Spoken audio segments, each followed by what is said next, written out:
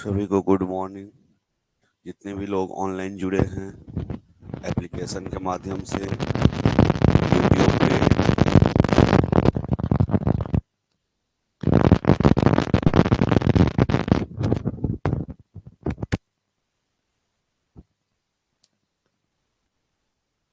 चलिए हम लोग ईवीएस कंप्लीट कर चुके हैं।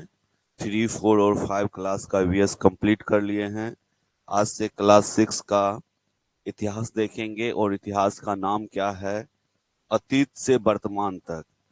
अतीत मतलब बीता हुआ समय से शुरू करेंगे और वर्तमान तक आकर के देखेंगे कि क्या हुआ, कैसे हुआ, क्यों हुआ, कब हुआ, ये सभी देखेंगे। अतीत का मतलब ही होता है बीता हुआ और वर्तमान मतलब प्रेजेंट समय में जो चल रहा है।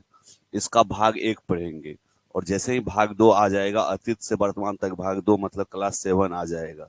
ठीक है, फिर इसी तरह से आगे भी कंटिन्यू होगा। तो आइए, तो क्लास 6 सभी को पता है।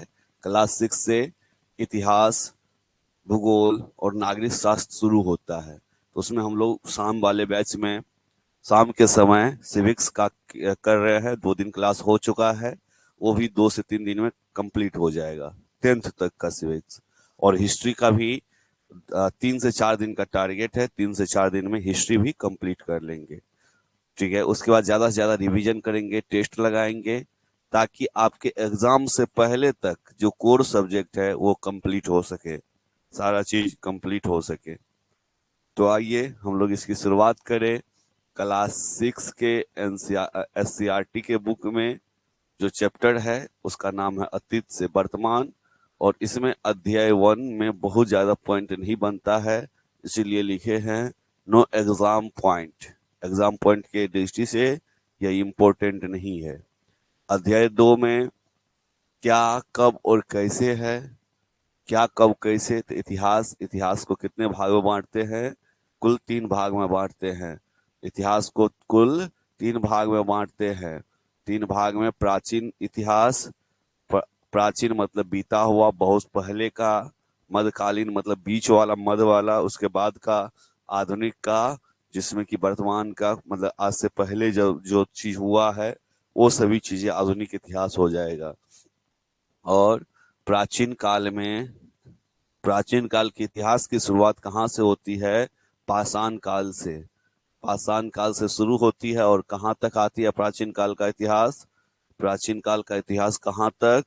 तो जब जब राजपूत काल का उदय हुआ तब तक, तब तक अर्थात राजस्थान में जितने भी राजा थे, राजपूत राजा थे, वहां तक ये काल आता। और मध्यकालीन काल, जिस समय राजपूत राजाओं को हराकर अंग्रेजों ने भारत पर, सॉरी, मुस्लिम आक्रांताओं ने भारत पर अधिकार किया, दिल्ली सल्तनत हो या उससे पहले 712 का मोहम्मद बिन कासिम का समय हो, तब से मध्यकालीन इतिहास माना जाता है। और आधुनिक इतिहास जब अंग्रेज भारत आया तब से लेकर आधुनिक इतिहास। तो इतिहास को ऐसे देखिएगा। कैसे देखना है? जब पत्थर का समय था, जब लोग पत्थर का औजार और पत्थर का हर एक काम में उपयोग करता था, वो प्राचीन काल। जब मध्यकाल, जब मुस्लिम आक्रांता भारत आया, मुस्लिम आक्रांता, दिल्ली सल्तनत, मोहम्मद बिन कासिम, बख्तियार खिलजी लोग आया, तब उसको बोलते हैं मध्यकालीन भारत। और जब अंग्रेज भारत आया तो वो हो गया तब से आधुनिक भारत। ठीक है। प्राचीन इतिहास, मानव जाति के इतिहास की जानकारी हमें कई स्रोतों से प्राप्त होती है, कई सोर्स है। जैसे कि पुस्तक, हाथों से लिखित होने के कारण इसे पांडुलिपि कहते हैं। उस समय, अभी जो टाइपिंग हो रहा है उस समय टाइपिंग नहीं था। जितने भी पुस्तक थी हाथ से लिखा जाता था, और हाथ से लिखे गए पुस्तक को क्या कहा जाता था? पांडुलिपि। और ये पांडुलिपियों प्रायः तारपत्र और भोजपत्र पे लिखी जाती थी। तार के पत्ते पे और भोज का पत्ता होता, भोजपत्र होता है, ठीक है, उन पे लिखा जाता था। तो प्रश्न यहीं से बनेगा कि प्राचीन समय में हस्तलिखित पुस्तक को क्या कहा जाता था? 4 ऑप्शन दे देगा, उसमें एक ऑप्शन पांडुलिपि होगा, तो पांडुलिपि आंसर करना है। फिर आगे प्रश्न पूछा जाएगा कि पांडुलिपि प्रायः किस पर लिखा जाता था? पांडुलिपि प्रायः किस पर लिखा जाता था? तो पांडुलिपि पढ़ाया, तारपत्र और भोजपत्र पर लिखा जाता था। दूसरा क्वेश्चन, और आगे पूछा जाएगा, किस व्यक्ति ने पटना के कुम्हरार नामक स्थान में खुदाई की? तो किस व्यक्ति ने? डॉक्टर स्पूनर ने। याद रखिए, कंठस्थ रखिए, डॉक्टर स्पूनर ने पटना के कुम्हरार नामक स्थान पर खुदाई की, और इस खुदाई में उन्हें क्या प्राप्त हुआ? चंद्रगुप्त मौर्य के राजमहल, राजमहल मतलब बहुत बड़ा महल था, ठीक है, ये राजमहल मिला। राजमहल के स्तंभ निकाले, स्तंभ जिसपे खंभा है, जैसे कि ये खंभा है, इस स्तंभ, ऐसा स्तंभ निकाला, और खुदाई में सोने के बैल के टुकड़े प्राप्त हुए। खुदाई जब किया गया तो सोना का बैल बना हुआ था, इसका पता चला, टुकड़े प्राप्त हुए हैं।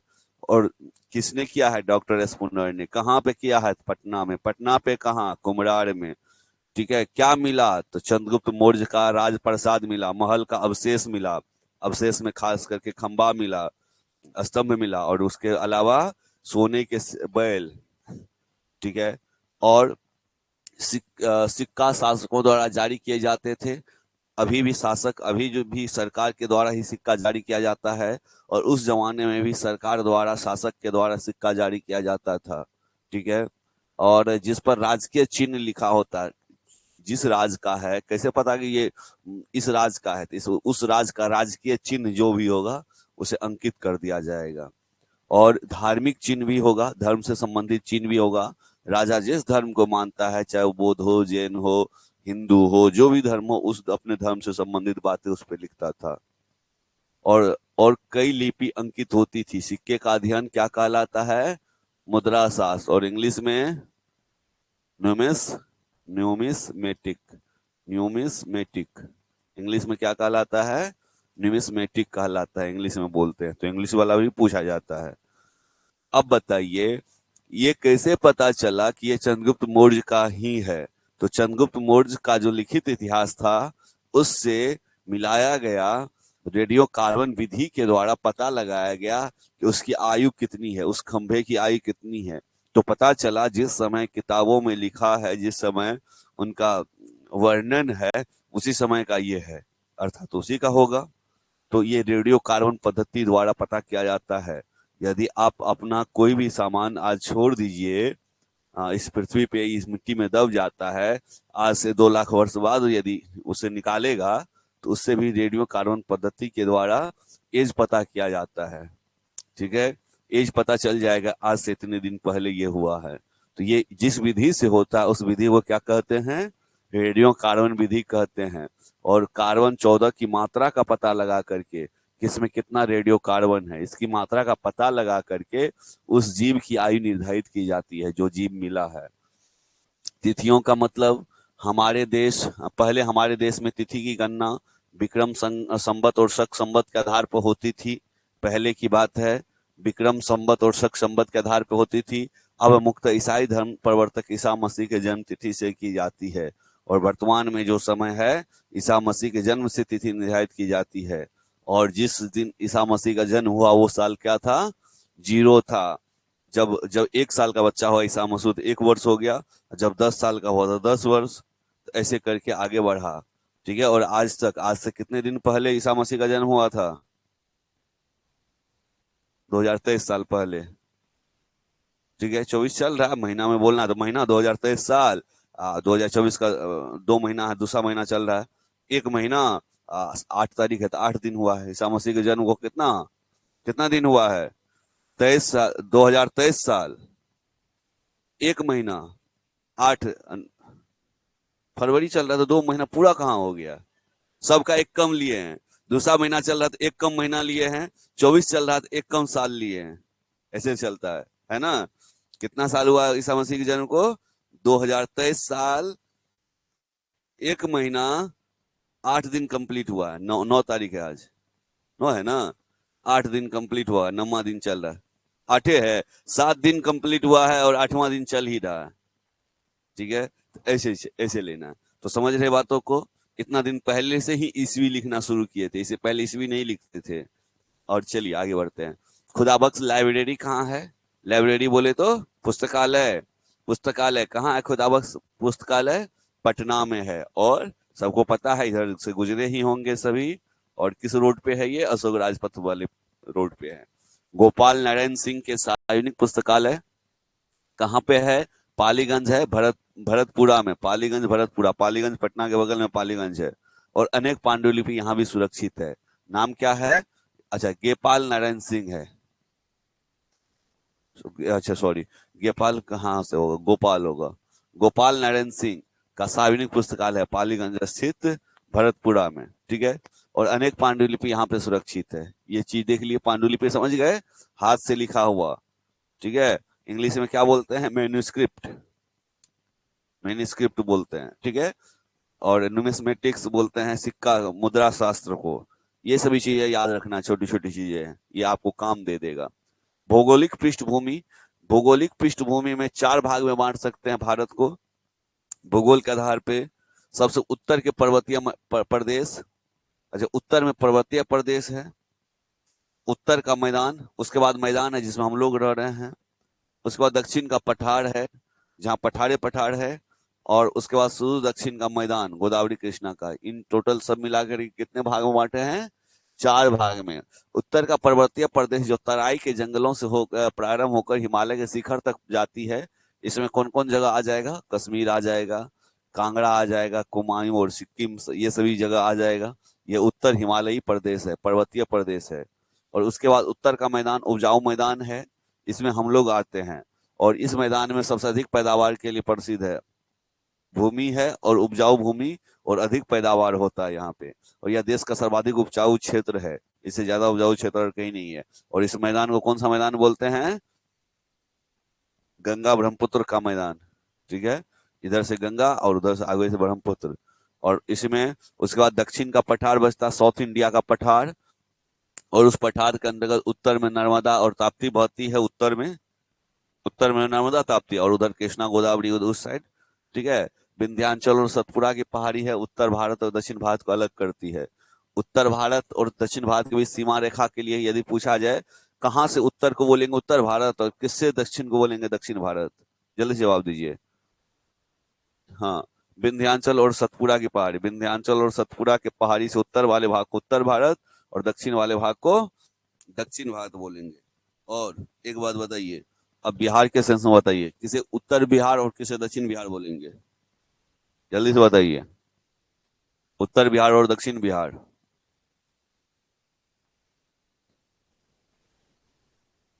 जल्दी बोलिए।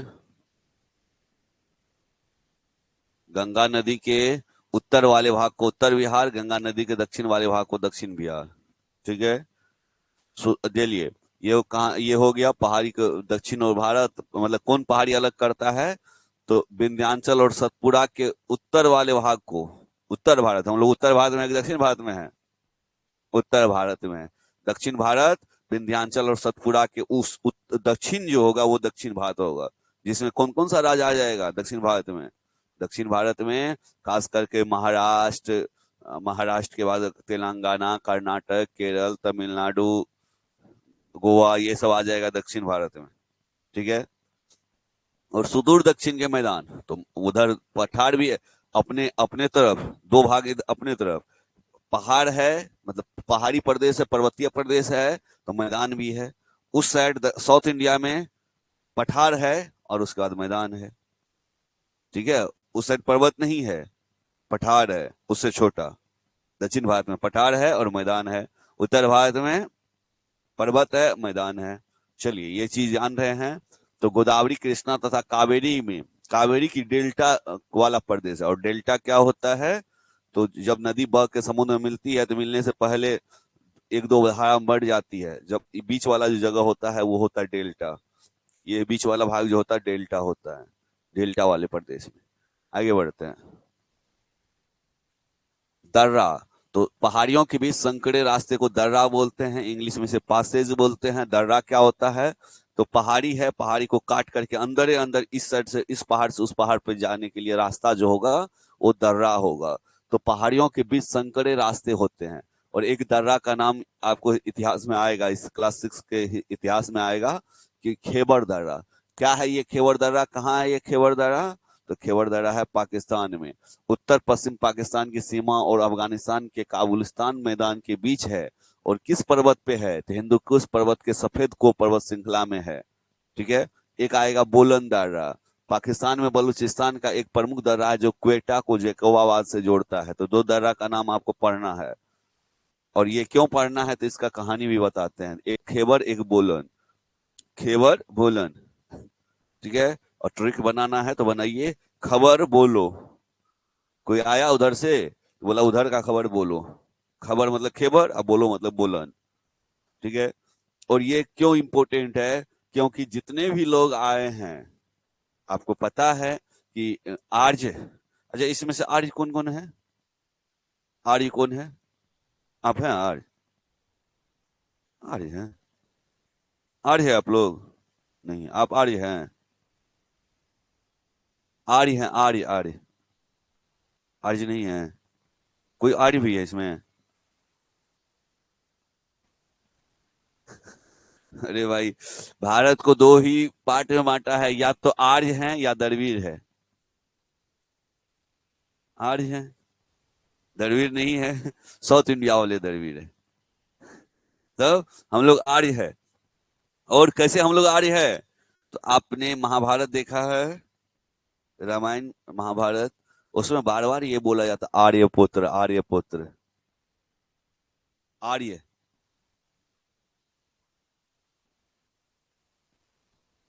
बदमाश, बदमाशी नहीं। जवाब नहीं दिए तो अब बदल दिए। अरे कोई बात नहीं, कोई बात नहीं। तो हम लोग आर्य हैं, साउथ इंडिया वाले द्रविड़ है, मुख्य ज्यादा द्रविड़ है, अधिकतर द्रविड़ है, कुछ आर्य भी जाके बसे हैं, इसका ये मतलब नहीं कि सभी के सभी हैं। और हम लोग यहाँ के मूल निवासी है कि कहीं से भाग के आए हैं, मूल निवासी है, गलत बात। समझने के लिए समझ डेवलप होगा, समझा रहे हैं। हम लोग मूल निवासी नहीं है। आर्य कहाँ से आया था भारत में, मध्य एशिया से। मध्य एशिया में कौन जगह, ईरान के आसपास, हम लोग वहां से आए, तो हम लोग एक्सेप्ट करने में क्या दिक्कत है। आज हम मूल निवासी बन गए हैं। और भारत का मूल निवासी कौन है, द्रविड़, द्रविड़ यहीं का है, यहीं उसकी उत्पत्ति भी यहीं पे था सब दिन, वो है मूल निवासी। आज कहने के लिए नहीं बोलते हैं, आज से बहुत दिन पहले की बात है, इसीलिए आज तक हम लोग मूल निवासी बन ही गए हैं यहाँ का। ठीक है। तो हम लोग मूल निवासी अब बन गए हैं। तो हम लोग बाहर से आए, मतलब कि आर्य आया बाहर से। ठीक है। भारत का मूल निवासी द्रविड़, और आर्य आया बाहर से। कहां से आया आर्य, मध्य एशिया से। मध्य एशिया में देश यदि पूछ ले कभी, तो ईरान के आसपास का क्षेत्र है वो। ठीक है। उस समय ईरान नहीं बना था, ईरान नामक देश नहीं बना था, वो मध्य एशिया ही था। ठीक है। और आर्य जो आया, तो आर्य किस रास्ते से आया, हाँ दिशा पूछे तो सही आंसर है, उत्तर और पश्चिम से, उस पाकिस्तान वाले एरिया से आया। ठीक है, उस कॉर्नर से आया। भारत का मैप बनाए,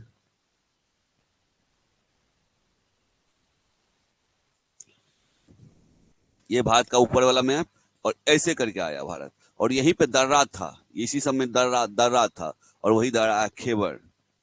ठीक है, आगे बोलन। तो इसी से आए हैं, मतलब आर्य भारत आया है।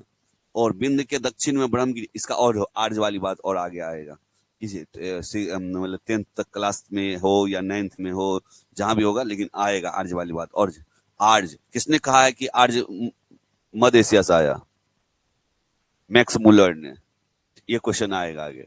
तो बिंद के दक्षिण में ब्रह्मगिरी स्थल पर लगभग 3000 साल पहले लोगों ने महापाषाणी संस्कृति का विस्तार किया था। कहाँ पे, किस पर्वत पे, बिंद के दक्षिण में, दक्षिण मतलब साउथ इंडिया में, ब्रह्मगिरी स्थल पर। ब्रह्मगिरी, ब्रह्मगिरी कहाँ है, कर्नाटक में, वर्तमान ब्रह्मगिरी कर्नाटक में। पर लगभग 3000 साल पहले लोगों ने महापाषाणी संस्कृति का विस्तार किया। महापाषाण संस्कृति क्या हुआ, किसे बोलेंगे महापाषाण संस्कृति, सभी बताएंगे, ऑनलाइन ऑफलाइन सभी बताएंगे। महापाषाण संस्कृति क्या होता है, तो ऐसा समय, जिस समय जब कोई मरता था और मरने के बाद उसे दफनाने के लिए पहले गड्ढा खोद करके उसमें लेटा दिया जाता था और बड़े पत्थर से ढक दिया जाता था, ऐसे संस्कृति को महापाषाण संस्कृति बोलेंगे। मेगालिथिक, इंग्लिश में मेगा, मेगा मतलब बहुत बड़ा होता है, मेगा, मेगा मतलब बड़ा, लिथिक मतलब पत्थर। बड़े पत्थर का समय कौन था, महापाषाणी काल कौन था, महापाषाणी काल कौन था, जिस समय मरे हुए को दफनाने के लिए बड़े पत्थर का प्रयोग करते थे, वो है महापाषाणी। पूछा जाता है, मेगालिथिक वर्ड भी पूछा जाता है, मेगालिथिक, ठीक है, मेगालिथिक याद रखेंगे, मेगालिथिक वर्ड, ठीक है। महापाषाणिक काल होगा ये, महापाषाणी संस्कृति का विस्तार। और महापाषाणी संस्कृति, मृतकों को दफनाकर उसके चारों तरफ बड़े बड़े पत्थर गाड़ दिए जाते थे, यही क्या हो गया, महापाषाणिक काल संस्कृति हो गया। संस्कृति बोले तो कल्चर। आगे देखिएगा, बहुत इंपॉर्टेंट चीज है। कोल्डी हवा और चौपानी मांडो ऐसे स्थल है जहां सबसे पहले चावल उपजाने का प्रमाण मिला है। तो आपसे प्रश्न पूछा जाएगा, सबसे पहले चावल उपजाने का प्रमाण कहां से प्राप्त हुआ है? तो दो जगह से, कोल्डी हवा और चौपानी मांडो से। कोल्डी हवा और चौपानी मांडो नामक जगह से क्या हुआ है? चावल उपजाने का, चावल उपजाने का, चावल उगाने का साक्ष्य मिला है। तो वो जगह है चौपानी मांडो और कोल्डी हवा। लगभग 2500 साल पहले उत्तर पश्चिम की ओर आने वाले ईरानियों और यूनानियों ने सिंधु को हिंदोस कहा और बाद में इंडोस बन गया। कहाँ के लोग कहा है ये चीज? तो ये बहुत इंपॉर्टेंट है, याद रखना है। लगभग 2500 वर्ष पहले उत्तर पश्चिम की ओर से आने वाले। अभी आपसे प्रश्न पूछे किधर से आया, तो कहां से आया? तो दर्रा तो हो गया, बोलन दर्रा, खेबर दर्रा से। और दिशा पूछे तो उत्तर पश्चिम दिशा से, दिशा का नाम हो जाएगा उत्तर पश्चिम दिशा। किस ओर से आया? उत्तर पश्चिम से। किस देश से आया? ईरान और यूनान से आया। सिंधु, नाम तो उसका सिंधु था, लेकिन बोलने में देखते हैं नहीं, अंग्रेज सब थोड़ा बोलता अलग तरह से, या अंग्रेज हो या किसी दूसरे देश का हो, बोलने में उसका अलग होता है एक्सेंट, बोलने में थोड़ा सा जोर डालता है, कोई कोई धीरे से बोलता है, ठीक है, तो अलग अलग चीज है। तो ये सिंधु को क्या बोला? हिंदोस और इंडोस। और मगध प्रथम बड़ा साम्राज्य था। सबसे पहला साम्राज्य, सबसे बड़ा साम्राज्य कौन था? मगध था। मगध प्रथम बड़ा साम्राज्य था, सबसे पहला साम्राज्य था, ठीक है। आगे बढ़ते हैं, चैप्टर 2 कंप्लीट हो गया, ठीक है। आप समझ लिए हैं। समझने के बाद देखिए, आपका रियल पक्का हो इसके लिए कुछ कुछ बातें हैं, उसको आपको गांठ बांधना होगा, तब और ज्यादा अच्छा रहेगा आपके एग्जाम की तैयारी के लिए। वो गांठ बांधने वाली बात यह है कि आप जितना चीज पढ़ रहे हैं, यहाँ पे हम पढ़ा दे रहे हैं, उतना चीज को आप घर पे जाकर के पूरा कंठस्थ कर लीजिए, उसको 2 बार 4 बार 5 बार, ठीक है, पढ़ लीजिए। और यदि हम जो पढ़ा रहे हैं, आपको पता है कि हम यहाँ तक पढ़ा दिए हैं आज, तो कल ये पढ़ाने वाले थे, एक बार रीडिंग देखिए, पढ़ के आइएगा, तो फिर हमसे क्वेश्चन भी करिएगा, सर ये कैसे, वो कैसे, यहाँ क्यों, वहां क्यों। तो आप लोग पीडीएफ जरूर निकाल लीजिए। सिविक्स और हिस्ट्री का, सिविक्स और हिस्ट्री का फुल भेज दिए हैं, पूरा चैप्टर ही भेज दिए हैं। आपको नहीं मिला होगा, शायद आप लेट से ज्वाइन किए होंगे, लेकिन और सब चैप्टर पूरा भेज दिए हैं। और सबको मिल गया, हिस्ट्री का मिला है, पॉलिटी का मिला है, प्रिंट आउट करवा लीजिए और डेली रीडिंग दीजिए, डेली रीडिंग दीजिए, आपको इसी बार रिजल्ट लेना है तो, ठीक है। आगे बढ़ते हैं, अध्याय 3, प्रारंभिक समाज। मध्य प्रदेश भीमबेटका और बुढ़नी पंचमढ़ी शिकारी लोग गुफा के अंदर दीवार पर रंगीन चित्र बनाते थे, और ये रंगीन पत्थर को घिस कर रंग तैयार करते थे, रंगीन पत्थर को घिस घिस कर रंग तैयार करता था। और बांस के ब्रूस से चट्टानों पर चित्र बनाते थे। और इन लोगों के बनाए गए चित्र किस जगह पाया गया है? भीमबेटका की गुफा में। और ये भीमबेटका कहाँ है? मध्य प्रदेश में, मध्य प्रदेश में रायसेन जिला में, मध्य प्रदेश के रायसेन जिला में है भीमबेटका का गुफा, ठीक है। और इसको खोजने वाला है वानेकर, वानेकर नामक भूगोलवेता है, उन्होंने इनको, इनकी खोज की है, पुरातत्ववेता है, ठीक है, आर्कियोलॉजिस्ट है, उनके द्वारा इनकी खोज हुई है। तो याद रखेंगे यहाँ पे कि सबसे पहला जो है चित्र, गुफा चित्र कहाँ मिला है?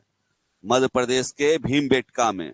भीमबेटका में राज पूछे तबे मध्य प्रदेश याद रखेंगे, नहीं तो भीमबेटका ही काफी काम चल जाएगा आपका, ठीक है। भीमबेटका में मिला है, क्या मिला है? गुफा में चित्र बनाया हुआ, गुफा में चित्र बना, इंपॉर्टेंट चीज सब बता रहे हैं।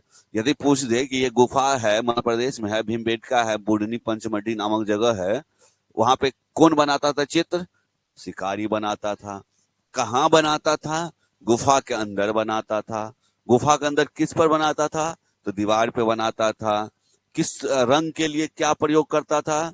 रंगीन पत्थर को घिसता था, रंगीन पत्थरों को घिसता था, रंग तैयार हो जाता था।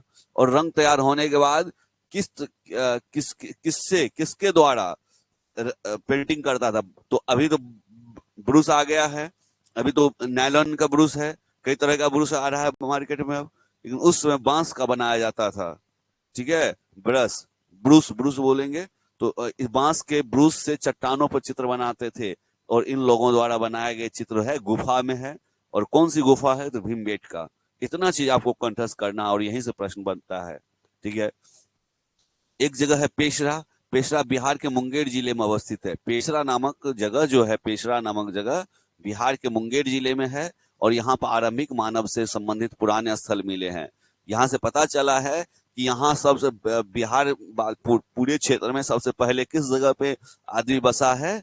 बिहार में सबसे पहले मुंगेर में। और पूरे भारत की बात की जाए तो कहाँ सबसे पहला मानव का प्रमाण मिला है, प्रारंभिक मानव का प्रमाण मिला है? नर्मदा घाटी, नर्मदा नदी घाटी में।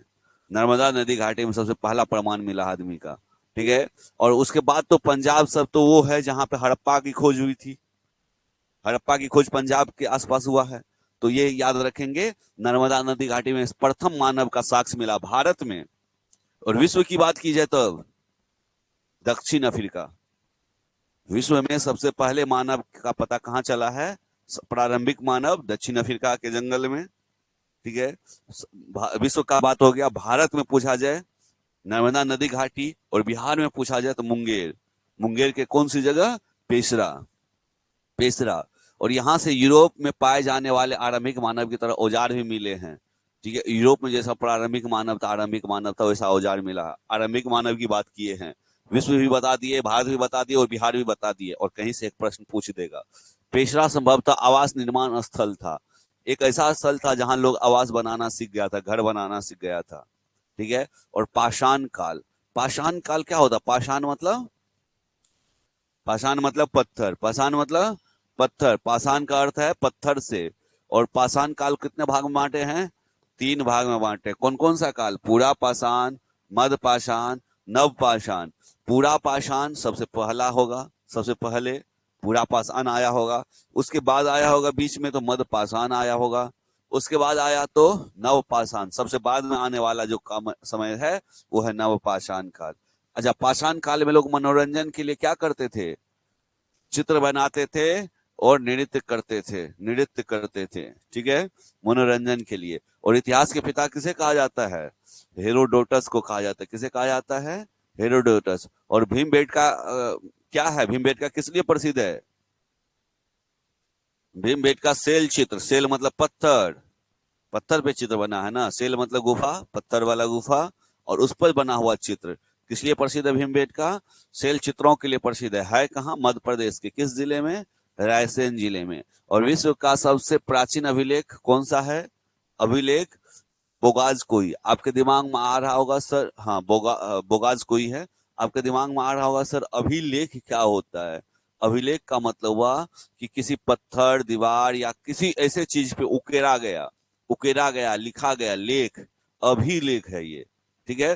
पुरातत्व वेता इसे खोज करके निकालता है। और भारतीय उपमहाद्वीप में आरंभिक मानव के निशान भारतीय उपमहाद्वीप में ये बिहार के मुंगेर के पेशरा से मिला है। भारतीय उपमहाद्वीप में आरंभिक मानव के निशान। और इसके बाद पूरे भारतीय उपमहाद्वीप की बात करें, और यदि नदी घाटी का ऑप्शन दे तो नर्मदा नदी घाटी देंगे। ठीक है। और नहीं थे नदी घाटी का ऑप्शन तो बिहार के मुंगेर का पेशरा में मारेंगे। ठीक है। बिहार के मुंगेर के पेशरा नामक जगह पर आरंभिक मानव का साक्ष्य मिला है। आइए अध्याय 4 की बात कर ले हम लोग। अध्याय 4 में प्रथम कृषक और पशुपालक। सबसे पहले लोग कृषक बना, पहले पशुपालक बना? चलिए, बहुत अच्छा समझ है आप लोगों को भी इतिहास का। पहले लोग पशुपालक बना, तब कृषक बना। सही बात है। अच्छा, पहले सबसे पहले जो है व्यक्ति घर बनाना शुरू किया, या पहले खेत मतलब खेती करना? पहले। सही, ये भी सही है। यहाँ भी समझ आप लोग का अच्छा है। पहले खेती करना सीखा और उसी से घर बनाना। अच्छा, पहले अस्थायी निवासी बना, पहले खेती करना? पहले खेती किया तब अस्थायी निवासी बना। कैसे वो किया खेती, कैसे अस्थायी निवासी बना?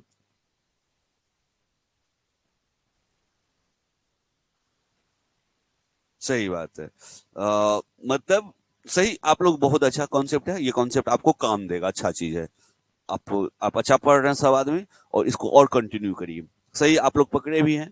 हुआ क्या ना कि पहले खेती किया, पहले तो देखा जंगल, पहले खेती कैसे आया, तो पहले तो कंदमूल फल फूल इधर किसी जानवर को मार करके ऐसे ऐसे खाता था, ऐसे खाता था, कंदमूल खाया।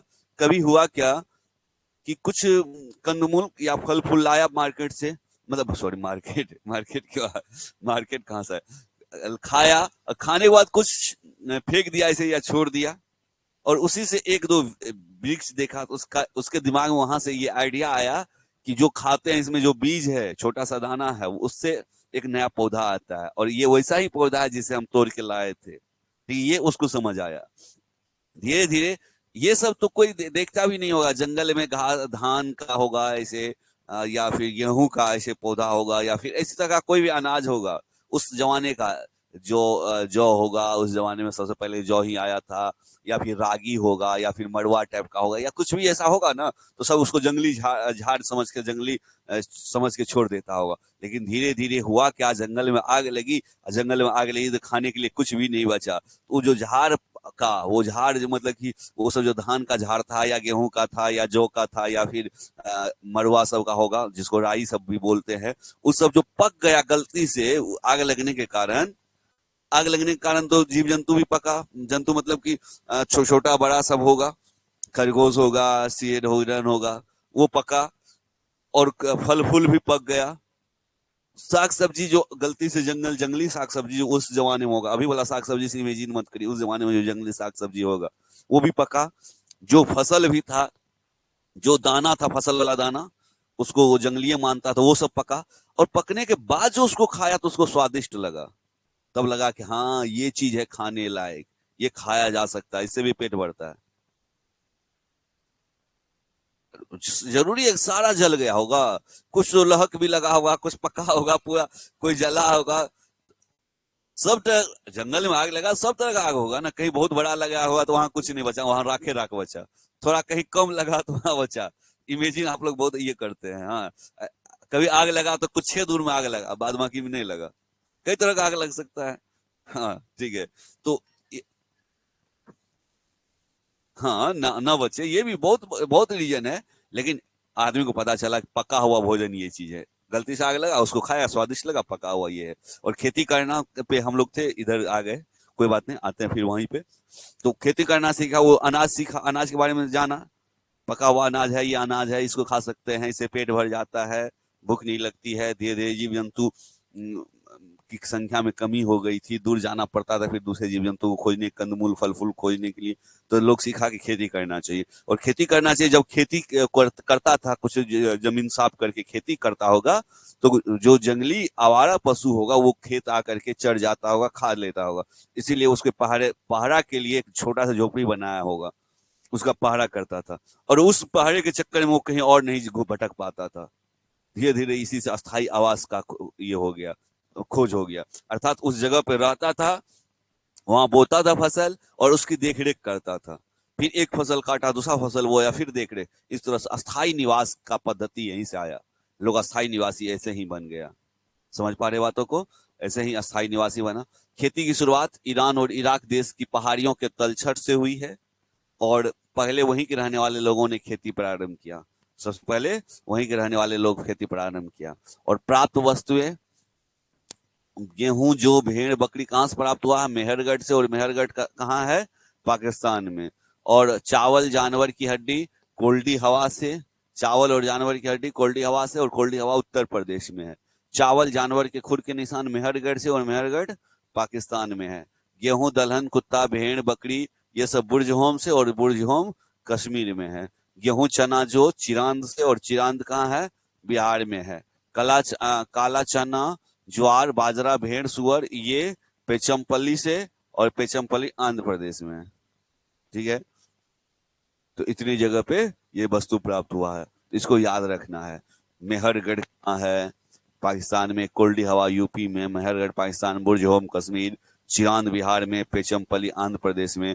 कहाँ से क्या मिला, कैसा मिला, ये सभी का प्रमाण भी है, प्राप्त वस्तु का प्रमाण है ये सब। ठीक है, इसको याद रखना बहुत अच्छे से, याद हो जाएगा। इंपॉर्टेंट है, याद करना पड़ेगा, याद हो जाएगा। आगे बढ़ते हैं। पाकिस्तान स्थित मेहरगढ़, पाकिस्तान में स्थित मेहरगढ़ है और संभवतः वो स्थान है जहां पहले गेहूं जो उगाने और पशुपालन के साक्ष्य मिले हैं। यहाँ से क्या क्या मिला है? यहाँ से गेहूं, जौ और पशुपालन, कहाँ पे? मेहरगढ़ से। याद रहेगा, याद रखना पड़ेगा। गेहूं, जौ और पशुपालन का साक्ष्य सबसे पहले कहाँ मिला है? पाकिस्तान के मेहरगढ़ से। और पुरातत्वविदों को 7 स्तर प्राप्त हुए हैं। स्तर मतलब लेवल, लेवल जमीन में जब अंदर खुदाई किया तो 7 लेवल, 7 लेवल का मतलब हुआ क्या कि 7 अलग अलग जगहों पे खेती हो, मतलब 7 अलग अलग जगह पे लोग का निवास स्थान था। ठीक है, 7 अलग अलग जगह जहां पे लोगों का निवास स्थान था। तो ये था मेहरगढ़। हेलो, हम तो क्लास में हुए हैं।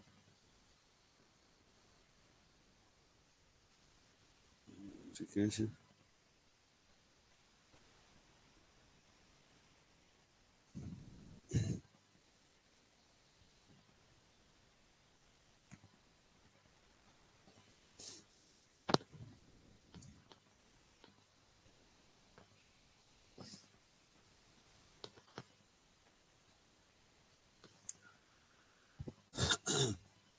यहाँ पुरातत्वविदों को 7 स्तर प्राप्त हुए हैं।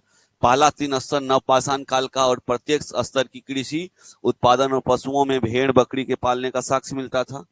प्रत्येक स्तर में अलग अलग स्तर हुआ। पहला 3 स्तर नवपाषाण काल का था और प्रत्येक स्तर से कृषि उत्पादन और पशुओं के भेड़ बकरी पालने के साक्ष्य मिले हैं। और चिरांद, चिरांद जो है ये जगह बिहार का है और ये छपरा जिला में पड़ता है। और बिहार का स्थायी सब जीवन में सभ्य जीवन, सब मतलब कल्चरल ड्राइव जो एक होता है, सभ्यता जो होता है, ठीक है, यहाँ से पहला प्राप्त हुआ और पहली नवपाषाण संस्कृति मिला है। यहाँ से 3 स्तर मिले हैं, 3 स्तर 3 लेयर मिला है। यहाँ से पत्थर के औजार के अलावे बड़ी संख्या में हड्डी और सिंग के बने औजार मिले हैं। कहाँ से? चिरांद से। और यहाँ के घर गोल होते थे, चिरांद में घर गोल होते थे। घरों के चूल्हे एक समूह में होते थे, समूह में मतलब पंक्ति में होते थे घरों के चूल्हे। और मिट्टी के बर्तन काफी सुंदर होता था जो काले, नीले, लाल, धूसर रंग के होते थे। और यहाँ गेहूं, धान, मसूर मसूर के साक्ष्य मिले और मिट्टी के खिलौने भी मिले हैं। तो इतना चीज यहाँ से प्राप्त हुआ। और सबसे पहले आदमी ने कुत्ता को पालतू जानवर बनाया। पूछा जाए सबसे पहले आदमी ने किसको पालतू जानवर बनाया, तो कुत्ता को। चलिए ये रिपीट हो गया है, सबसे आदमी पालतू बनाया है कुत्ता को, ये याद रखेंगे। आगे देखिएगा, आरंभिक शहर अध्याय 5 में है प्रारंभिक शहर और प्रथम नगरीकरण। नवपाषाण काल के बाद धातु युग प्रारंभ हुआ और धातु युग में निम्न नगरों का विकास हुआ, जिसमें कोट दीजी, अमरी ये सिंध में है, और सरायकेला और जलीलपुर उत्तरी पंजाब और कालीबंगा राजस्थान में है। पहला धातु तांबा था, जिसे नदी के तलहटी से प्राप्त किया गया था। पहला धातु कौन सा था? तांबा था। पहला धातु तांबा था, कहां से प्राप्त किया गया था? तलहटी से। पहला जानवर किसे पालतू बनाया गया? कुत्ता को। और पहला औजार क्या था? कुल्हाड़ी था, कुल्हाड़ी। पहला औजार कुल्हाड़ी था जो धातु का बना था। और पहले किस किस धातु का बनता था? तांबा धातु का। और भारत में कौन है? हड़प्पा स्थल है। इराक में मोसोपोटामिया है। चीन में सांग सभ्यता। और नापाषाण युद्ध के बीच के कई हिस्सों में मानवीय संस्कृति ने सभ्यावेश में प्रवेश किया। सभ्यावेश में प्रवेश करने का मतलब आदमी का रहन सहन, खान पान, उठना बैठना, ये सब सीख पाया आदमी। नहीं तो पहले तो जंगली टाइप से रहता था, सब जंगल में ही रहता था। सभ्यता आया मतलब सभ्य हो गया, मतलब एक एक समूह में रहने लगा, एक अच्छे से वेल मैनर में रहने लगा। तो ये सभी चीज आपके लिए इंपॉर्टेंट है। ये तीनों के तीनों एक समय के है। भारत में जिस समय हड़प्पा सभ्यता था, इराक में कौन सी सभ्यता? मेसोपोटामिया। और चीन में सांग सभ्यता। और मिस्र में कौन था? नील नदी घाटी की सभ्यता कही है या मिस्र की सभ्यता कही है। ठीक है, हड़प्पा सभ्यता की खोज लगभग 150 साल पहले पश्चिमी पंजाब में रेलवे लाइन बिछाने के क्रम में हुआ था। खोज हुआ था, खोजना अलग बात है और कब की सभ्यता है ये अलग बात है। ठीक है, खोज कब हुआ? 150 साल पहले हुआ। कहाँ पे? पश्चिमी पंजाब में हुआ। और रेलवे लाइन बिछाने का काम हो रहा था। डलहौजी 1853 के बाद रेलवे लाइन बिछाने का काम शुरू किया था। तो इसी क्रम में पूरा स्थल खंडर का पता चला। रेलवे लाइन जब बिछाना था तो मिट्टी को एक जगह तो ऊंचा करना था, जहां पे रेल पटरी बिछाया जाता, वहां तो देखते हैं समान जमीन से थोड़ा ऊंचा होता है। इसके लिए मिट्टी को खोद रहा था, और खोदने के क्रम में ही पता चला कि अरे अरे लग रहा है कि यहाँ पे ईटा है। अच्छा ईटा है, थोड़ा सा खोदो तो। खोदते खोदते देखा कि एक पूरा का पूरा जैसे बिल्डिंग होता, मकान होता, ईट का मकान, वही जमीन के नीचे दबा हुआ है। समझ पा रहे बातों को?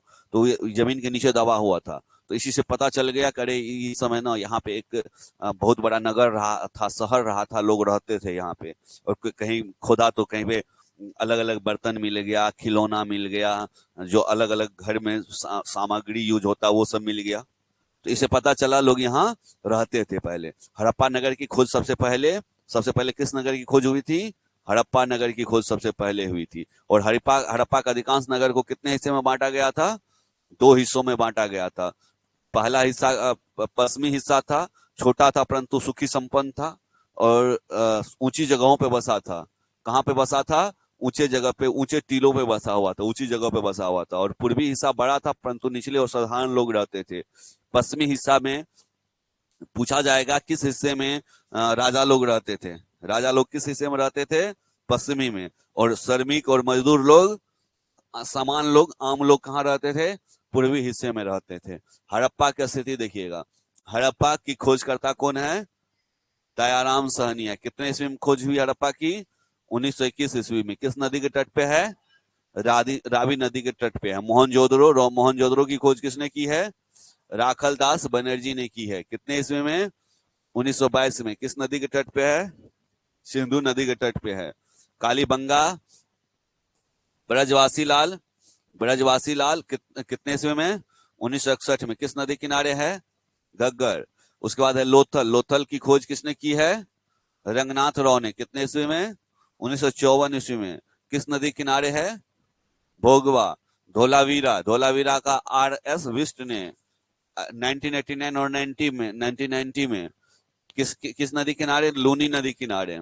चंद्रहुदुरो की गोपाल मजूमदार 1931 में सिंधु नदी।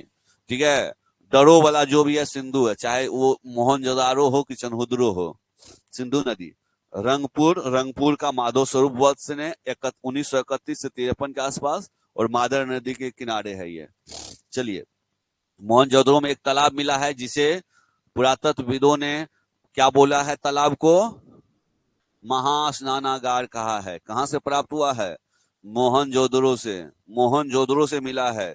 ठीक है, ऑप्शन दे देता है। महान स्नानागार इंग्लिश में क्या बोलता है इसको पता है ना? The great bath. द भी लगाता है, द ग्रेट बाथ। ये हो गया महास्नानागार। महास्नानागार कहां से प्राप्त हुआ है? मोहनजोदड़ो से। तालाब के दोनों किनारे तक सीढ़ियां बनी हुई है। तालाब में उतरने के लिए सीढ़ी बनी हुई है, सीढ़ी से उतरता है नीचे। और सीढ़ियां बनी थी, और तालाब का फर्श तराई की गई ईट से बना था। तालाब का फर्श जो था, फर्श तराई किए हुए ईट से बनता था। तराई मतलब समझ रहे हैं ना? तराई मतलब ईटा प्लास्टर किया हुआ, ईटा मतलब मसाला जोड़ जोड़ के, ये हुआ तराई। मसाला जोड़ के ईट बिछाना तराई हुआ, ये तराई हुआ। प्लास्टर के ऊपर चारकोल का परत चढ़ाया जाता था। चारकोल का परत प्लास्टर होता, चारकोल के परत से। और तालाब के पास एक कुआं मिला, कुआं, और स्नानागार का पानी इसी कुआं से निकाले गए पानी से भरा जाता था। तालाब में कुआं से पानी भरा जाता था, स्विमिंग पूल था उन लोगों का, उस टाइम का स्विमिंग पूल था। और स्नानागार में पानी निकालने की व्यवस्था थी। और उस स्विमिंग पूल में से एक ही पानी से सब दिन नहाता नहीं, 2-4 दिन में पानी बदल देता होगा। तो इसीलिए पानी निकालने की भी व्यवस्था थी उस स्विमिंग पूल से। आगे देखिएगा, स्नानागार के चारों ओर कमरे बने हुए थे, इसलिए हाँ, कपड़ा चेंज करने के लिए। विशिष्ट अवसर पर स्नान होता था इसमें, पूजा के अवसर पे। ठीक है, तो कुछ कुछ लोगों का मानना है कि छठ पर हो सकता है ये इस समय होता हो, क्योंकि विशिष्ट अवसर पे ही इसका उपयोग होता था। तालाब का उपयोग विशिष्ट अवसर पे होना। वैसे तो और सब पर्व है जिसमें कि लोग तालाब में नहा, उस समय तालाब में नहा के पर्व करता था। तो मोहनजोदड़ो, हड़प्पा, कालीबंगा, लोथल एक समान विशेषता वाली संरचनाएं मिली है। मोहनजोदड़ो से पाकिस्तान में, हड़प्पा ये भी पंजाब वाले जगह पे, हड़प्पा पाकिस्तान में, कालीबंगा राजस्थान में, है ना, लोथल गुजरात में, इन जगहों पे एक जैसी संरचना वाली, संरचना एक ही जैसा था। संरचना मतलब बनावट, बनावट स्ट्रक्चर। इन संरचनाओं को अन्नागार या कोठार के रूप में पहचान शुरू हुई है। या तो ये अन्नागार था या कोठार था। तो एक तो महान स्नानागार था, महास्नानागार, एक अन्नागार था। गार वाला दो वर्ड, एक स्नानागार, एक अन्नागार। इन दोनों में बड़ा कौन?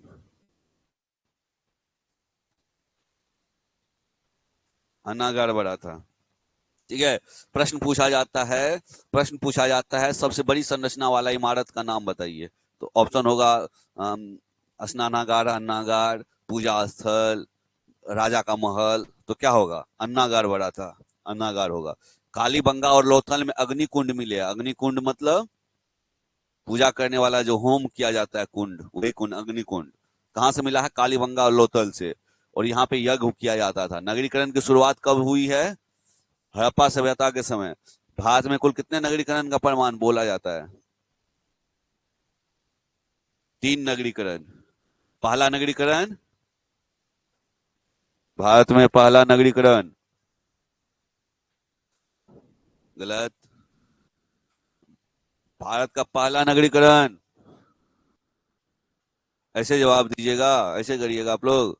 भारत का पहला नगरीकरण जो है वो हड़प्पा सभ्यता है।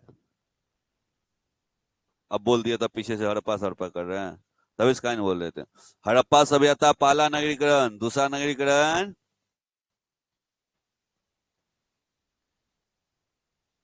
दूसरा नगरीकरण बोलिए। नगरीकरण मतलब नहीं समझे? आपका गांव है, आप जहां रहते हैं, गांव में रहते हैं, वो एक दिन शहर बनेगा आज से 2 लाख साल बाद।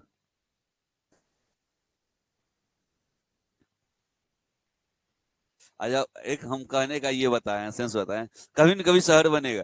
क्या जहां हम आज है, ये शहर है गांव है? जहां हम लोग है, जहां हम लोग पढ़ रहे हैं, शहर या गांव है? शहर है। बोलिए ना हाँ या ना बोलिए। सब कंफ्यूजन में है। हाँ शहर है, सही बात है, शहर है। छोटा शहर, बड़ा शहर, हमने पूछा, हम बोले शहर, तो हाँ है। सब सहमत है ना? है। क्या ये सब दिन से शहर था? कभी तो गांव होगा। शहर बना ना, इसी आधार पे आपका भी गांव शहर बनेगा एक दिन।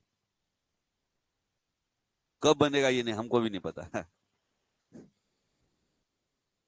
ऐसा कोई बात है? वो भी अब बन जाएगा, जल्दी बनेगा। ठीक है, बन गया। अब तो गोबरो हट गया है, तो अब क्यों नहीं बनेगा? अब कहाँ गोबर दिखता कहीं? पहले गोबर दिखता था, इसीलिए गोबर गड्ढा नाम पड़ा था, उससे गौरवगढ़ बना था। अब गौरव है, गौरव, गर्व वाला गौरव। ठीक है, उससे बना है गौरव। चलिए अब देखिए, इधर ध्यान दीजिएगा, ध्यान दीजिए इधर। तो बनता है, तो इसमें पहला नगर कौन बसा था? हड़प्पा। दूसरा नगर भारत में,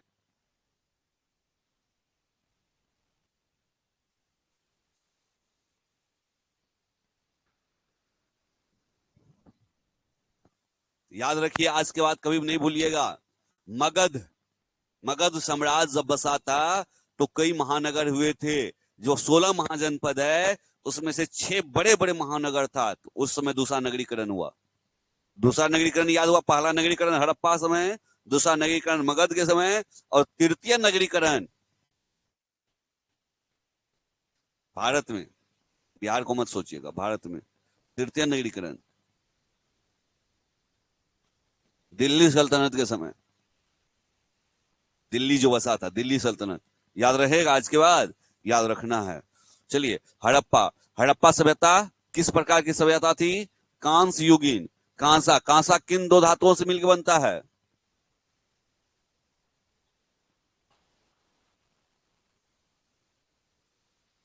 तीन और जस्ता से मिलकर के बनता है ये कांसा। और कांस्य युगीन था हड़प्पा। लोहा की खोज नहीं हुई थी हड़प्पा में, इसीलिए लोहा मत दीजिएगा। गाय की खोज नहीं, दाल की खोज नहीं। गाय कहाँ था? बैल था। अब लोग सोचेगा सर, बैल कहाँ से? गाय से ही ना। लेकिन गाय के रूप में खोज नहीं हुई थी। गाय का उपयोग लोग नहीं समझता था, बस बैल का उपयोग समझता था। आदमी भी बैले था, बैल का उपयोग समझता था, कुछ ढोने के लिए, जुताई के लिए। ठीक है, पूजा के लिए कुबर वाला बैल का पूजा होता है इसमें, ठीक है, ये सब चीज समझता था। हड़प्पा हड़प्पा सभ्यता कैसी थी, वर्तमान की समाज कैसा है, पितृसत्तात्मक है। कैसे, उदाहरण दीजिए, एक उदाहरण दीजिए कैसे माने कि अभी वर्तमान का समाज पितृसत्तात्मक है। चलिए एक उदाहरण ये है कि कहीं पे यदि लिखना हो तो पापा का नाम पहले लिखा, कोई पूछता भी है कि पापा का नाम बताओ, ये कहाँ पूछा कि माँ का नाम बताओ, माँ के नाम से नहीं जाने जाते हम लोग, पापा के नाम से जाने जाते हैं। ये है पितृसत्तात्मक समाज। और बोलिए, और कैसे माने कि वर्तमान का समय पितृसत्तात्मक है, पितृसत्तात्मक समाज है वर्तमान में, कैसे माने? और कोई उदाहरण, एक उदाहरण तो मिल गया, दूसरा तीसरा दीजिए।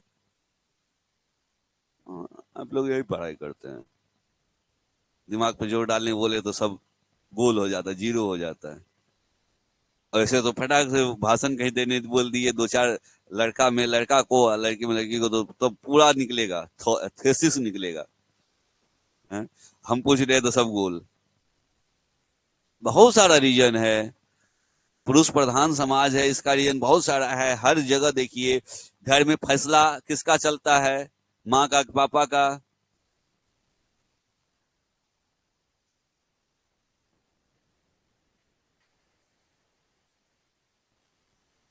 हाँ, अभी भी है, कोई कोई जनजाति है वहां मातृसत्तात्मक है, अलग है।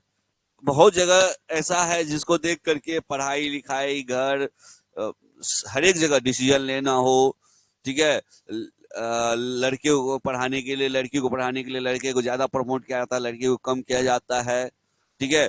आज भी लड़की के लिए पर्दा पड़ता है, आज भी लड़की के लिए बाउंडेशन है। इन सभी चीजों को देख के कहा जा सकता है कि आज भी पितृसत्तात्मक समाज है। और हड़प्पा हड़प्पा काल में क्या था, मातृसत्तात्मक था। और वैदिक काल में क्या था, पितृसत्तात्मक हो गया। आइए, स्वास्तिक का चिन्ह हड़प्पा सभ्यता की देन है। स्वास्तिक देखे हैं सब, पता है सबको स्वास्तिक का चिन्ह उल्टा हो जाता है, और जो नहीं बनाने आता होगा तो उल्टा बना देता होगा। ये स्वास्तिक का चिन्ह हो गया। और, और अब जो आप लोग देखे होंगे भूत भूत वाला मूवी, उसमें भी इसका यूज होता है, स्वास्तिक का, देखे है ना? हाँ, तंत्र मंत्र में भी यूज होता है।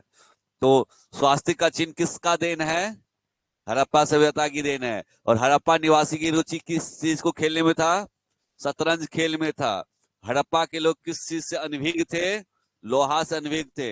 हड़प्पा के मिट्टी के बर्तन में प्रयुक्त रंग क्या था, लाल रंग। हड़प्पा सभ्यता का व्यापारिक संबंध किससे था, मेसोपोटामिया से था। क्या, हाँ बता रहे हैं, अभी जस्ट कुछ देर पहले बताया है। जिनको बताया वो सब बताइए, तो क्या है मेसोपोटामिया? इधर देखिए, मेसोपोटामिया जो आता होगा कहीं का वर्ड, ये क्या है, तो समकालीन सभ्यता का नाम है। जिस समय हड़प्पा सभ्यता अपने देश में था, उसी समय अन्य देशों में भी सभ्यता था, जिसमें कि ईरान में जो सभ्यता था, ये मेसोपोटामिया की सभ्यता, जैसे हम लोग की सभ्यता जो है हड़प्पा सभ्यता, इस किस नदी के किनारे फला फूला, सिंधु, सिंधु नदी के किनारे फला फूला, बाद बाकी इधर उधर बाद में बढ़ा, बाद में इधर उधर गया। ठीक उसी तरह से मेसोपोटामिया, एक इराक में एक जगह है मेसोपोटामिया, उसी के नाम से बना है सभ्यता, उसका उस सभ्यता का नाम है मेसोपोटामिया की सभ्यता। अब मेरा प्रश्न ये है कि मेसोपोटामिया की सभ्यता किस नदी के किनारे फला फूला, दजला और फरात, दजला फरात नदी किनारे, ठीक है। मिस्र की सभ्यता किस नदी किनारे फला फूला, नील नदी किनारे मिस्र की। और चीन की सभ्यता का नाम सांग सभ्यता भी है, दिखाए ना अभी कुछ देर पहले, 2-3-4 मिनट पहले देखे थे ना। चीन की सभ्यता का दूसरा नाम सांग की सभ्यता, किस नदी किनारे फला फूला, वांगहो नदी, वांगहो नदी के किनारे। आइए, हड़प्पा वासी जो है किस चीज की पूजा करते थे, वृक्ष की, पशु की पूजा करते थे, अर्थात प्रकृति पूजक थे, ये प्रकृति पूजक थे। हड़प्पा के लोग इसीलिए ताबीज पहनते थे, संभवतः भूत प्रेत और जादू टोना विश्वास करते थे, इसलिए ताबीज पहनते थे। हड़प्पा के लोग मृतकों को दफनाते थे और जलाते थे, दोनों करते थे। किसी किसी जगह दफनाने का साक्ष्य मिला है, किसी किसी जगह जलाने का साक्ष्य मिला है, ये सभी चीज था। और हड़प्पा की सड़कें और नालियां, इमारतें, हड़प्पा के नगर प्राय 1 या 2 मंजिला था, कुछ कुछ जगह पे 3 मंजिला भी था, और प्रत्येक घर में एक आंगन होता था। और मकान के दरवाजे खिड़कियां मुख्यतः कहाँ खुलते थे? गली की ओर खुलते थे। और वर्तमान में जिनका सड़क के किनारे जमीन हो गया, उनका दरवाजा और खिड़की किधर खुलता है? सड़क की ओर खुलता है। ठीक है। कमर्शियल पर्पस होता है सड़क की ओर खुलने का। बहुत बातें हैं कि सड़क की ओर खुलेगा, आने जाने में सुविधा होगी, वहां दुकान भी चला सकते हैं, भाड़ा लगा सकते हैं। कई वजह है सड़क के तरफ खोलने का भी कई वजह है। लेकिन उस समय नहीं खोलने का क्या वजह था? धूल कण से बचाओ, पहला रीजन सही रीजन है। और दूसरा रीजन था, बच्चे यदि खेलते खेलते सड़क पे चले गए, गाड़ी घोड़ा या फिर ऐसी बहुत सारी चीज है, चोर डकैत से बचने के लिए कई रीजन था, जो कि जिस कारण से उस समय घर के दरवाजे और खिड़कियां किधर खुलती थी? गली में। दरवाजा मतलब सड़क की ओर नहीं। ठीक है। जैसे ये बिल्डिंग है, इस बिल्डिंग का दरवाजा किधर खुला हुआ है? सड़क की ओर है। उस जमाने में सड़क की ओर ना खुल के पीछे खुलता था, या गली में, जिससे गली, छोटा सा गली निकाला जाता था। मुख्य सड़क तो ये हुआ, एक गली निकाला जाता था और इसका इस मकान का इधर खुलता। उस जमाने में ऐसा था।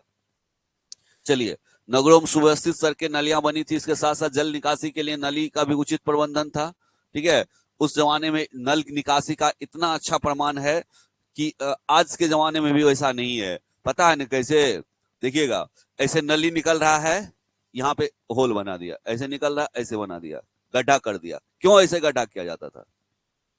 कि कचरा इसमें बैठ जाए और पानी बिना कोई किसी रुकावट के बहता रहे। ऐसे पानी भरा, उसमें कचरा है, घर से, आपके घर से निकला है पानी, नली से, नल से, और यहाँ पे आकर के कचरा बैठ जाए। फिर इसको साफ करना तो कर लिया जाएगा बाद में, गड्ढा को साफ करना है, लेकिन बाद बाकी तो पानी बहाव होता रहेगा। ऐसा ऐसा गड्ढा बना के बनाया जाता था। तो अब बताइए, हाल फिलहाल में किस हड़प्पा नगर को विश्व को यूनेस्को की विरासत सूची में शामिल किया गया, उसके जल निकासी व्यवस्था को देख करके? धोलावीरा। धोलावीरा कहाँ है? गुजरात में। गुजरात में।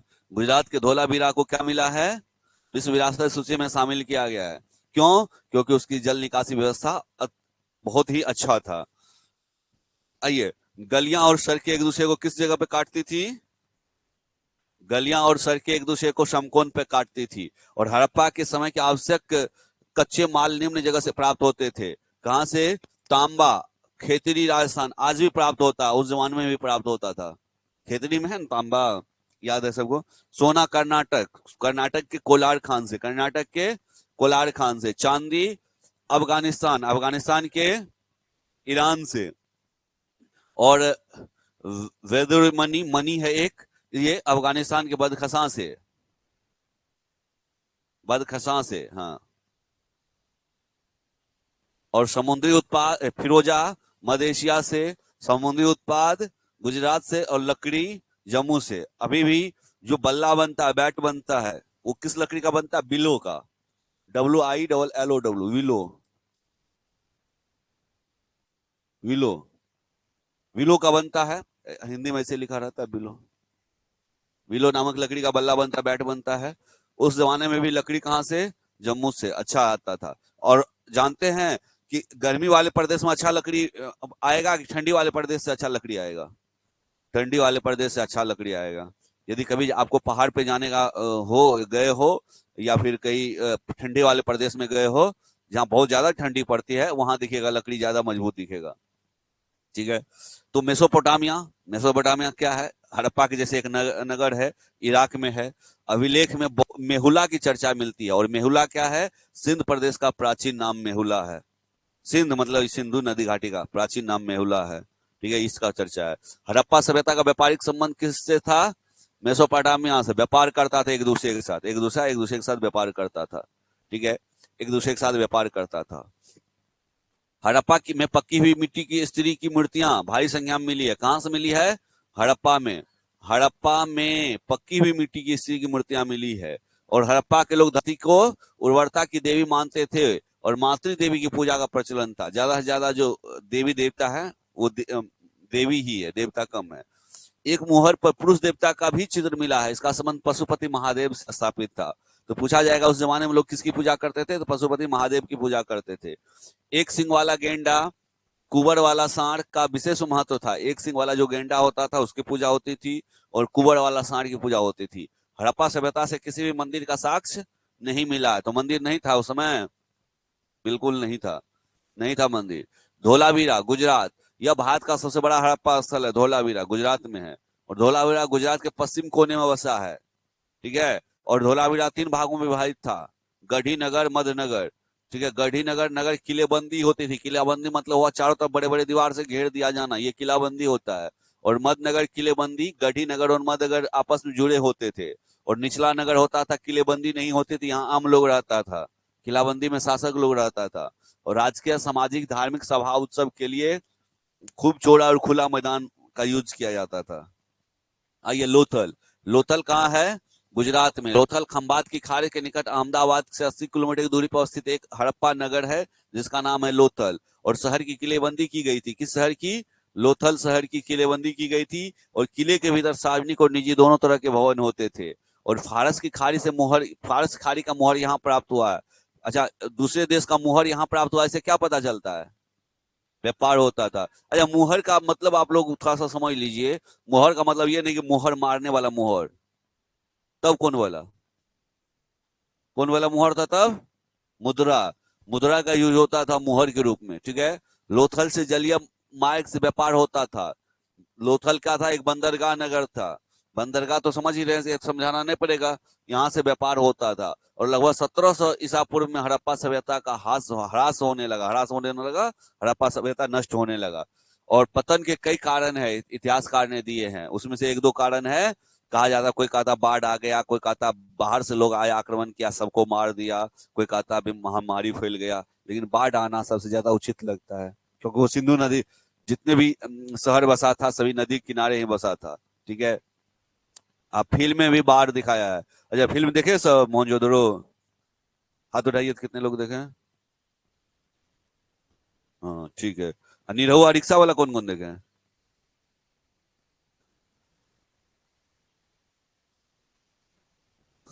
मतलब कि इतिहास से संबंधित मूवी था तो कम ही लोग हाथ उठाए, इसीलिए हम पूछ लिए, क्योंकि वो ज्यादा देखे भी होंगे, ठीक है। वो देखिएगा तो बहुत कुछ इसमें रट्टा नहीं मारना पड़ेगा, बहुत कुछ ऐसे समझ जाइएगा। इसीलिए इतिहास वाला मूवी देखिए।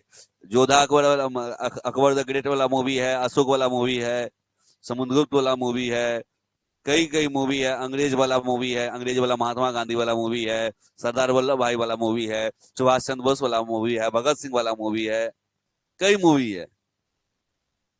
आप लोग तो झांसी की रानी वाला मूवी है, आप लोग तो देखिएगा ने, आप लोग तो देखिएगा, मारधार एक्शन से भरपूर रोमांटिक मूवी, ये सब देखिएगा, वो देखिएगा थोड़े ना इतिहास वाला। इतिहास वाला, हाँ, इतिहास वाला मूवी देखिए, कुछ समझ आएगा इतिहास का। खुद के लिए भी समझदारी जरूरी है, आने वाले जनरेशन, अपने जनरेशन के लिए भी तो थोड़ा सा चिंतित होइए कि उनको क्या सिखाएंगे, क्या सिखाएंगे। भोजपुरी मूवी में जो देखते हैं वही सिखाएंगे बच्चे को, कि आप भी कुछ सीखे रहेंगे, बच्चा जो बाल मनहार में जो क्वेश्चन करेगा वो सभी बताइएगा। साइंस फिक्शन वाला मूवी देखिए, पृथ्वी कैसे बनाई ये वाला मूवी देखिए, हॉलीवुड मूवी सब है उसको हिंदी में डब करके देखिए। पृथ्वी कैसे बना, कैसे लोग अंतरिक्ष में जाता है, क्या पहनता है, क्या खाता है, ताकि कोई बच्चा आपसे पूछे कि कल चल के आपके घर में कोई बच्चा हो, वो पूछे कि कैसे हुआ, कैसे लोग आकाश में गया, कैसे खोज हुआ, तो आप भी बता पाए सही सही रीजन। बच्चा तो पूछेगा ही। आप धीरे धीरे 10 दिन डांटिएगा, 11वां दिन से बच्चा आपसे नहीं पूछेगा, लेकिन 10 दिन तक लगातार तो पूछेगा बच्चा। बच्चा का है नेचर, ई क्या, आकाश दे करके ई क्या है, तारा है, कहाँ से आया, कैसे हुआ, सब तारा ही है, सूर्य है, चंद्रमा है, क्या करता है, कौन किसके चक्कर लगाता है। अरे, पढ़ने नौकरी के लिए तो पढ़िए रहे, लेकिन ये सब सोच कर भी तो पढ़िए, और ज्यादा पढ़ने में मन लगने लगेगा। चलिए आगे बढ़ते हैं, चलिए यहाँ तक आज रहने देते हैं। देखिए, अब अध्याय 6, जीवन के विभिन्न आयाम, बस एक नजर दिखाते चलते हैं क्या क्या पढ़ाएंगे कल। उपनिषद, वेद, आर्य क्या है, आर्य कहाँ से आया, किस प्रदेश में बसा, कैसे आया, कहाँ से लिखा है, ऋग्वेद क्या है, कैसे है, क्या कौन लिखा है, क्या इसमें बात है, का सारा कॉन्सेप्ट वाली चीजें है ना। उत्तर वैदिक काल में क्या हुआ था उदाहरण देखिए।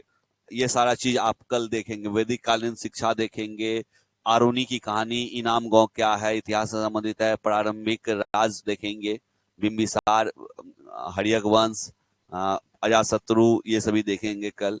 ठीक है, अंग महाजनपद बिहार का। और फिर बौद्ध धर्म देखेंगे, पुत्र को, भगवान बुद्ध के पुत्र का नाम, माता पिता पत्नी सभी का नाम, जन्म, संस्थापक, मृत्यु, प्रतीक, देख रहे हैं। ये सारा चीज देखेंगे। इसमें बहुत सारा ट्रिक भी है, बहुत सारे जगह ट्रिक बताएंगे, जैन धर्म बताएंगे। फिर प्रथम साम्राज्य मतलब मगध साम्राज्य बताएंगे, शिलालेख बताएंगे, शहरी जीवन बताएंगे, नए साम्राज्य, गुप्त वंश बताएंगे। तो ये सभी जितना भी प्रयास होगा ज्यादा से ज्यादा करके कंप्लीट कर दे, क्लास 6 का हिस्ट्री कंप्लीट हो जाएगा। तब बचेगा क्लास 7 का हिस्ट्री। और बाद बाकी स्टूडेंट भी यदि आना चाहते हैं तो आकर के पढ़ लीजिए, पढ़ लीजिए, पढ़ने में घाटा थोड़े ना होगा। दूसरे बैच का भी स्टूडेंट आना चाहते हैं तो आगे पढ़ सकते हैं। चलिए, तो अब हम लोग ज्योग्राफी देखेंगे, जितने भी लोग ऑनलाइन जुड़े हुए हैं। आज के लिए इतना ही, फिर मिलते हैं कल। और अभी दूसरा सेशन चलेगा वर्ल्ड ज्योग्राफी का। धन्यवाद सभी को।